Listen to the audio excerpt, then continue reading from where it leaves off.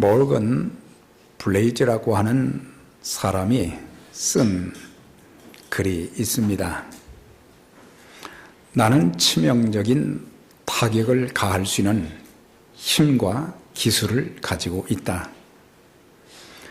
나는 상대방을 죽이지 않고도 승리할 수 있다.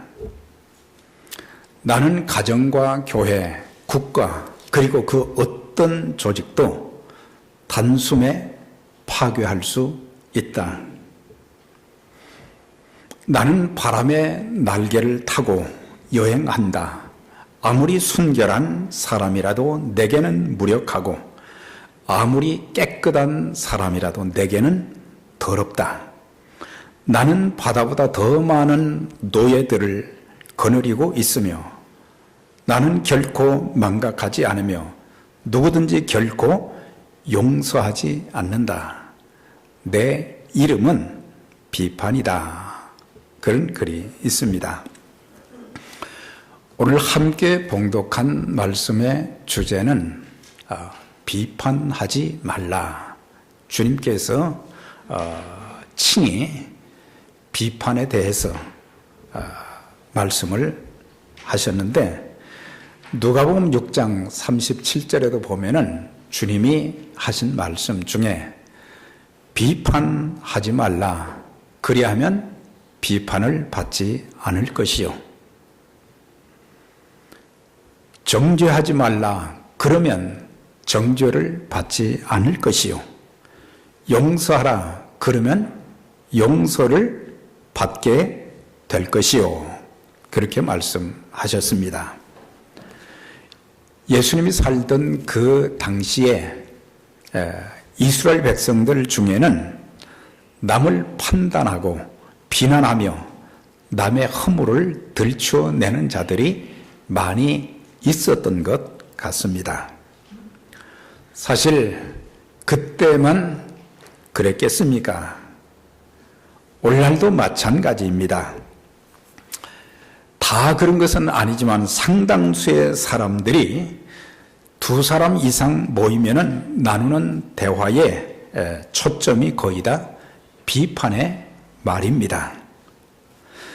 자기 자신에 대해서는 너무 무한관대하고 다른 사람들에게는 너무 엄격하여 그들의 단점을 부풀려서 인격모독, 인격살인까지 서슴지 않는 것을 볼 수가 있습니다.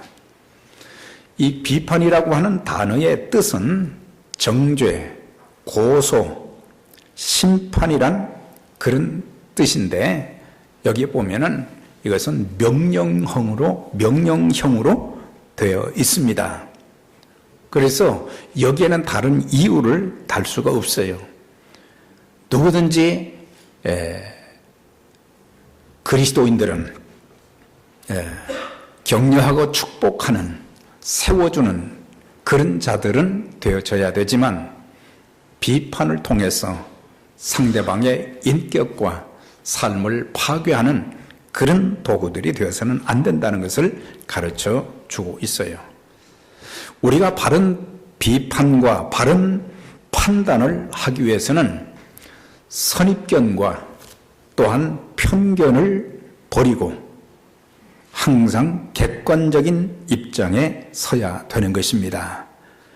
우리는 과거에 그 사람이 어떤 삶을 살았는지 아름답지 못했던 그런 것들을 평생 우리 머릿속에 늘 기억하고 있습니다. 그 사람은 그냥 그저 그런 사람이다. 그러나 그 사람이 예수 그리스도를 만난 이후에 그의 인격과 삶이 변화되고 또 사울이 변해서 바울이 된 것처럼 이렇게 변화된 그런 사람들이 있는데 변화된 그 사람의 지금의 모습을 보기보다는 과거에 그 사람이 이런 사람이었다, 저런 사람이었다, 그걸 가지고 그 사람을 우리가 비판할 때도 많고 그 다음에 객관적인 입장에서 내 주관적인 입장이 아니라 다른 사람들의 관점에서 이제 보는 그런 시각도 필요하다고 하는 것입니다. 사람들은 늘 객관적인 입장보다는 자기 주관적 입장이나 또 인간관계에서 자기에게 유익이 주어지면, 좋게 말하지만 유익이 주어지지 않으면은 우리는 잘못된 이제 비판 또 결정을 할 때가 많습니다. 우리 인간은 온전하지 않습니다. 완전하지 않다는 얘기입니다. 야고보서 3장에도 말에 실수가 없는 자면 온전한 자다. 온전한 사람이 이 세상에는 아무도 없어요. 그렇기 때문에 실수를 많이 하게 되고 실패도 하게 되고 또 해서는 안 될 말을 하게도 하고, 그래서 우리의 인격, 우리의 언어, 우리의 삶에 참 허물이 너무 많다고 하는 것입니다.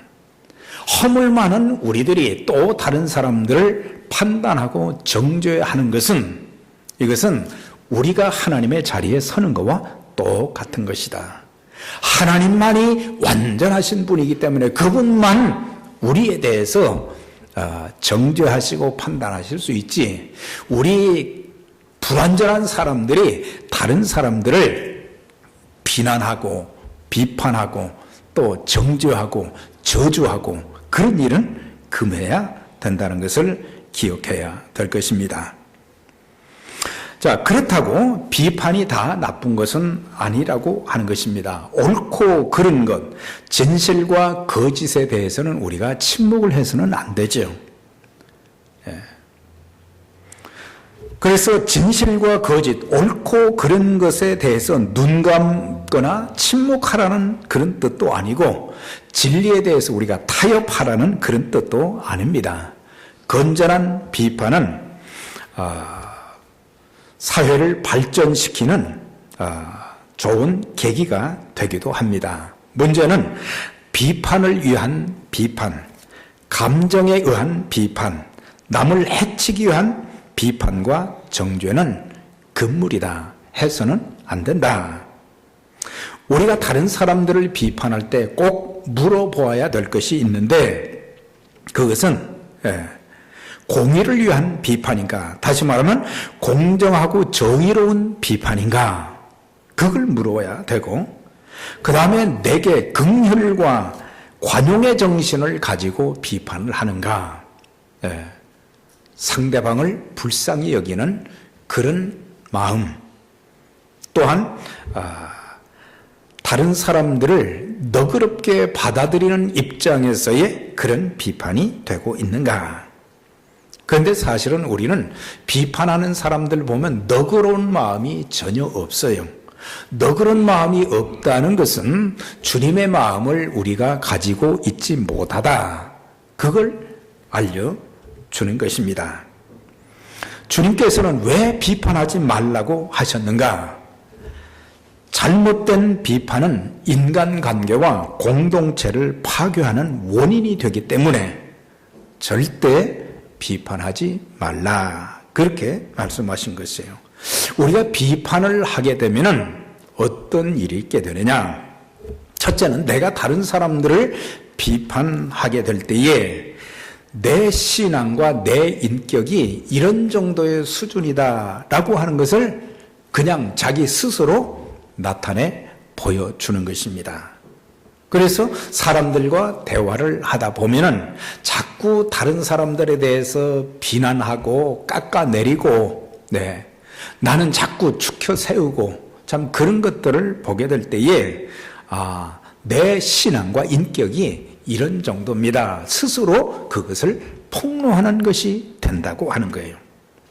또 하나는 상대방을 비판하게 되면 이것을 통해서 내 스스로 나를 정죄하는 그런 결과를 가져오는 거예요.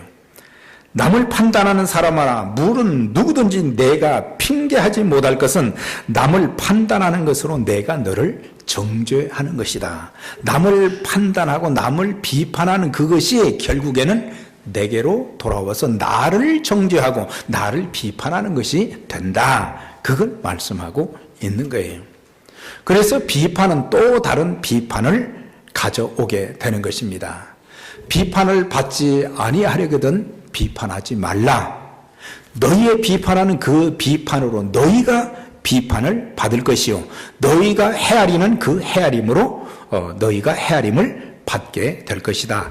헤아림이라는 것은 무슨 뜻이냐면 자로 잰다 그런 뜻을 가지고 있어요. 그러니까 자로 잴 때에 1cm나 또 0.5cm가 모자란다 아니면 더 나갔다 그럴 때에 정확하지 않을 때에 사람들은 다른 사람들을 비판하는데 그렇게 정확하게 하지 않고 다른 사람들을 비판하게 될 때에 나도 비판을 받게 된다. 그걸 말씀해 주고 있어요. 그래서 내가 상대방을 비판하게 되면 그 비판의 소리를 상대방이 들을 것 아닙니까? 들으면 그 사람은 더 화가 나는 거예요. 그래서 자기를 비판한 그 사람에게 더 많은 비판을 가하게 된다라고 하는 것입니다. 또 내가 상대방에게 준 그대로 내가 그 사람을 비판하고 정죄하고 저주했다고 하면 그것이 고스란히 내게로 돌아온다. 우리가 산에 올라가서 이 함성을 고함을 지를 때가 있잖아요. 그러면 산에서는 메아리가 울려 퍼지는 거죠. 네. 내가 당신을 사랑합니다. 내가 당신을 축복합니다. 그러면 그게 내게로 사랑한다, 축복한다. 그대로 다 돌아오지만 그 사람을 욕하고 저주하면 그것이 내게로 그대로 돌아온다. 그래서 부메랑이라는 말을 쓰잖아요. 네. 그래서 이 활처럼 이렇게 굽어 있는 그 나무, 그걸 부메랑이라는데 그걸 던지면 말이죠. 그것이 다시 자기한테로 돌아온다. 그러니까 뭐든지 내가 한 만큼 내게로 돌아온다. 그것을 우리가 기억하고 우리가 말하는 것이, 행동하는 것이 참으로 중요하다. 우리 주님께서 비판하지 말라고 하신 것은 우리 주님은 비판을 좋아하지 않는, 비판을 아주 싫어하시는 분이시다. 그것을 우리에게 가르쳐 주는 것입니다. 하나님이 우리를 이 세상에 보내신 것은 오래 살려고 하는 그런 의미도 있지만은 서로 많은 인간들 관계 속에서 서로 사랑하고 살고, 하나님이 우리를 사랑하셨다는 것은 우리가 구원받아 영생을 누리는 하나님의 자녀가 되는 권세를 가지고 살기를 원하셨기 때문에, 그래서 우리는 하나님의 그 목적에 따라서 남편도 아내도 자녀들도 또 부모 자녀 관계도 모든 성도들의 관계도 비판의 대상이 아닌 사랑의 대상이라는 것을 알고 우리가 서로 사랑하는 것, 그것이 참 중요하다. 그걸 말씀해 주고 있어요. 모건 블레이즈가 한 말에 보면은 어떤 조직도 자기는 단숨에 파괴시킬 수 있다 그랬거든요. 그러니까 교회의 비판의 소리가, 정죄의 소리가 막 퍼지기 시작하면 걷잡을 수 없게 된다는 거죠. 그래서 중요한 것은 우리가 가족 공동체도, 또 교회 공동체도, 사회 공동체도, 국가 공동체도 보면은 전부 비난하고 저주하고 말이죠. 이런 것들이 우리 민족의 많은 특성 중에 한 부분이다. 그런 것을 보게 되는 것입니다. 그래서 우리는 이 땅에 살면서 주님을 믿는 하나님의 자녀들이 되었기 때문에 하나님 자녀다운 아름다운 그 모습이 우리의 언어와 삶을 통해서 나타나 보여져야 된다. 비판하는 자는 귀한 것을 또 받지 못한다. 6절에 보니까 거룩한 것을 개에게 주지 말고 너희 진주를 돼지 앞에 던지지 말라. 저희가 그것을 발로 밟고 돌이켜 너희를 찢어 상할까 염려하라. 그 말씀이 나옵니다. 거룩한 것을, 하나님이 주시는 거룩한 것, 또 진주는 귀한 것입니다. 이런 것들을 개나 돼지한테 주지 말라는 거예요. 그들은 거룩한 것이 무엇인지, 진주와 같은 것이 무엇인지 그 모르고 그냥 발로 밟고 이게 좋은 것이구나, 그것을 모르는 자들이다. 그럼 주님께서 이 말씀을 하실 때 누구한테 하셨을까? 개는 도덕적으로 부정하고 불결한 그런 짐승으로, 그래서 사람들도 도덕적으로 부정하고 불결한 사람, 또 돼지는 욕심이 많고 고집이 센 자로, 그때 당시에 누구를 가리켰느냐? 그것은 바리새인들과 서기관들, 종교 지도자들을 향해서 주님이 하신 말씀이에요. 네. 하나님의 말씀을 연구하고 하나님 앞에 제단을 쌓는 그 귀한 사명을 감당하는 지도자들이 남을 축복하고 격려하고 세워주어서 아름다운 관계, 아름다운 공동체를 이루게 만들어 주어야 되는데 이 사람들은 그런 사람들이 아니었다. 그래서 주님은 그때 당시 종교 지도자들을 향해서 개나 돼지로 이렇게 비유를 하셨어요. 하여튼 화가 나니까 나중에 이 종교 지도자들이 예수님 십자가에 못 박는 그런 일, 화 있을진저 외식하는 바리새인과 서기관들이요, 주님이 아주 신랄하게 책망을 하셨어요.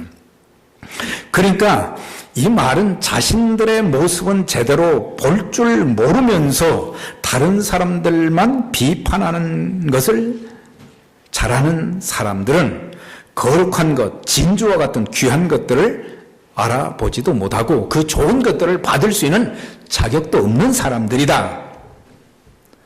또 이 사람들은 다른 사람들을 향해서 축복하기보다는 자기의 감정을, 자기의 좋지 않은 감정을 표출시키고 있기 때문에 하나님께서 자기에게 주시는 말씀이나 또 하나님으로부터 주어지는 그런 축복을 받을 수 있는 마음의 여유도 전혀 없다. 하나님 말씀을 아무리 하지만 이 사람들한테는 이 마음에 들어오지를 않는 거예요. 오늘 우리가 자칫 잘못하면은 하나님의 말씀이 우리의 마음밭에 이렇게 옥토가 되어져서 30배, 60배, 100배의 열매가 맺혀지고 우리의 인격과 삶이 바뀌어지고 우리의 삶이 하나님께서 축복하시고 함께 하시는 그런 아름다움을 보여줄 수 있어야 되는데 그런 것들이 없다고 하면 혹시 우리도 그 부류에 속한 사람들은 아닌가? 우리 하나님, 야고보서 1장 17절에 보면 각양 좋은 은사와 선물이 다 위로부터 빛들의 아버지께로부터 내려오나니 그랬어요. 하나님께로부터 주어지는 것은 좋은 것이라 그랬어요. 복된 것이라 그랬어요. 선물이라 그랬어요. 그래서 이런 좋은 것들을 받기를 원한다면 절대 우리는 다른 사람들을 비판하는 것을 좀 조심해야 된다.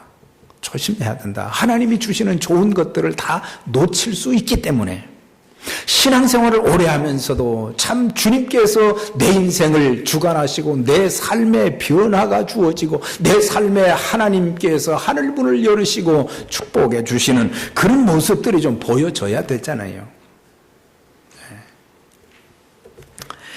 비판하는 자는 하나님께 바른 예배, 바른 기도도 할 수가 없는 사람들입니다. 주님이 마태복음 5장을 통해서 예물을 제단에 드리다가 거기서 내 형제에게 원망들을 만한 일이 있거든 생각나거든 예물을 제단 앞에 두고 먼저 가서 형제와 화목하고 그 후에 와서 예물을 드리라. 중요한 것은 바른 예배를 드리는 자들은 비판을 하지 않지만 비판하는 사람들은 하나님께 드리는 바른 예배를 드릴 수가 없다. 그 비판을 통해서 하나님과 나 사이가 막혀져서 담이 되어서 우리의 예배도 우리의 기도도 받지 못하시게 하는 것이다. 그래서 비판은 하나님과 나 사이의 관계뿐만 아니라 인간관계에서도 단절을 가져오게 되는 거예요. 베드로전서 3장 7절에 남편들에게 말합니다.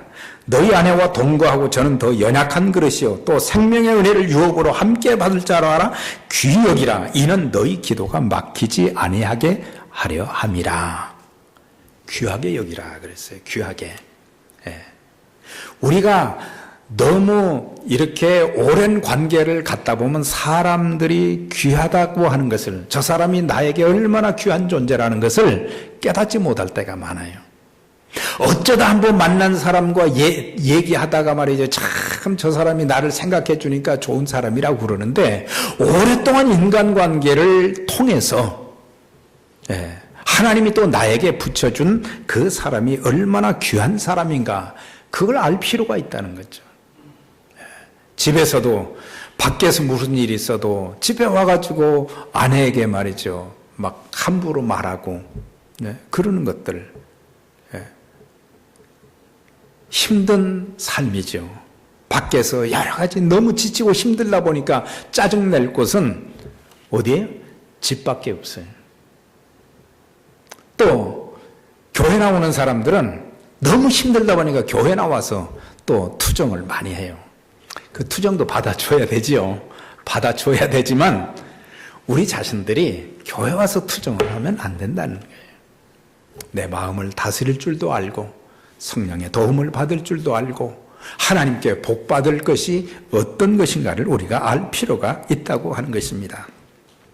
인간관계의 단절, 비판은 예배 생활, 기도 생활을 방해하며 좋은 것을 받지 못하게 되고, 또 결국에 주님께서 하신 말씀, 너희가 비판하게 되면 비판을 받을 것이요, 그 말은 장래 하나님의 심판대 앞에 섰을 때도 하나님이 주님이 나를 비판하신다고 하면 그때 어떻게 되겠어요? 우리가 주님 앞에 섰을 때 주님 앞에 할 말은 뭐겠습니까? 주님, 저를 불쌍히 여겨주세요. 저를 긍휼히 여겨주세요. 우리가 하나님 앞에 뭐 잘한 것이 뭐가 있겠어요? 하나님, 그녀 불쌍히 여겨주세요. 그런 말이 되어질 것인데, 우리가 계속해서 심판을 하면서 우리가 주님의 심판대 앞에 섰을 때 우리가 무슨 말을 할 수 있겠어요?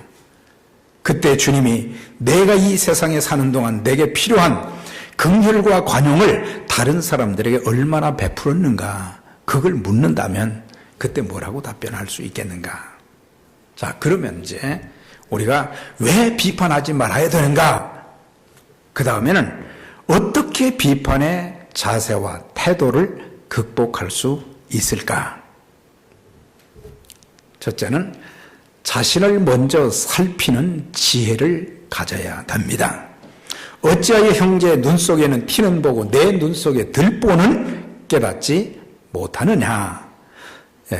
상대방의 눈에는 티가 들어가 있지만 내 눈에는 들보가 있다는 사실을 잊지 마라. 남을 비판하고자 하는 마음이 들 때에 먼저 자신을 돌아보는 것이 중요하다라고 하는 거예요. 여기서 눈 속에 티라고 하는 것은 먼지를 말하는 것이 아니고 가시, 또 작은 알맹이. 그래서 눈에 티가 있다는 것은 가시, 작은 알맹이, 작은 거란 말이죠. 별로 크지 않은 흠과 작은 실수를 티라고 그렇게 말을 합니다. 그러면 들보는 뭐냐? 이거는 지붕을 받쳐주는 큰 목재로 된 통나무 기둥이란 말이죠.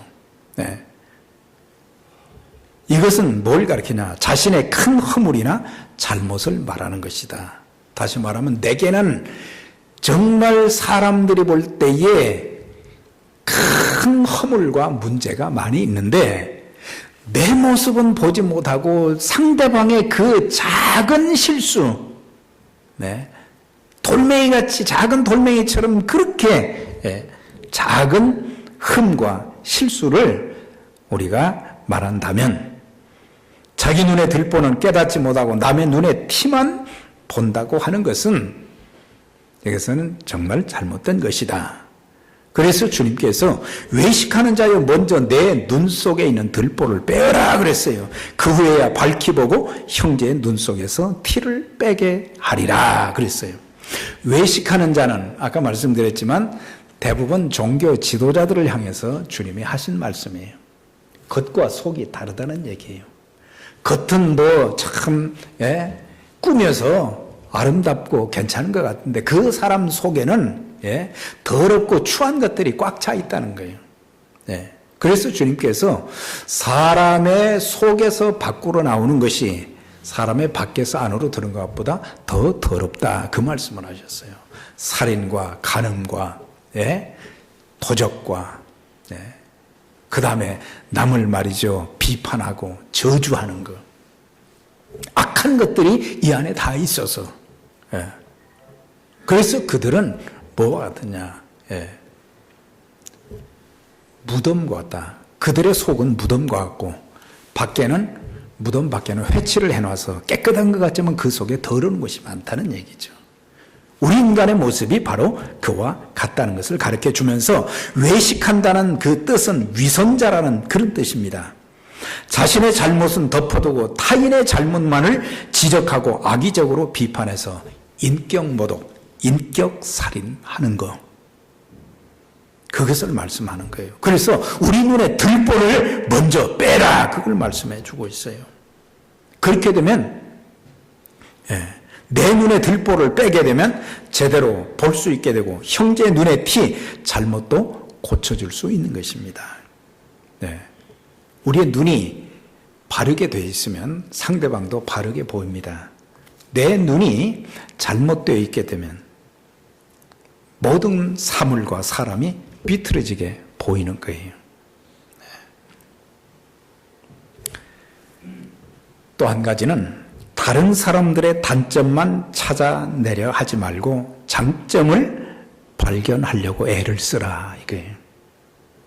사람마다 장점이 다 있고 단점도 다 있어요.